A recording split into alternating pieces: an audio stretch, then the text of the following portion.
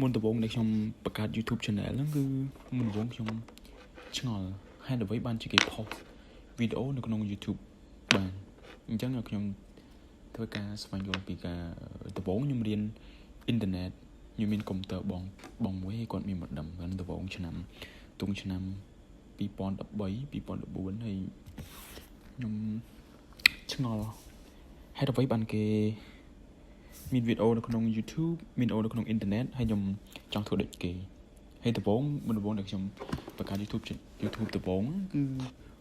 បំណងចឹងឯងចង់បានវីដេអូដល់ខ្លួនឯងហ្នឹងនៅក្នុង YouTube ហើយក៏ប៉ុន្តែ YouTube អត់ professional អត់មាន intro outro អីទេគឺ post ដំបូងគឺវីដេអូ clip ធម្មតាខ្ញុំថតប្រភេទ micro ហ្នឹងប្រភេទ micro យើងថតរូបជាតិហើយអត់ដឹងទេ keyword ឬក៏ tag keyword description នេះនឹងមិន title ហ្នឹងមិនទេសេដឹងថា title ហ្នឹងគឺជាចំណងជើងអញ្ចឹងវាយនៅក្នុងចំណងជើង title ហ្នឹងអញ្ចឹងវាយបបមកហើយ post upload ទៅធម្មតាហើយអត់ដែរមើលធ្វើវីដេអូ blog អីទេបាទដល់ពេលហ្នឹងគឺជាទៅថតហើយតមកគឺបានស្គាល់កម្មវិធីកាត់តដំបូងគឺកម្មវិធី Sony Vegas 13 version 13ខ្ញុំប្រើជាមួយនឹងកុំព្យូទ័រ Windows 7កាត់ដំបូងឆ្ងល់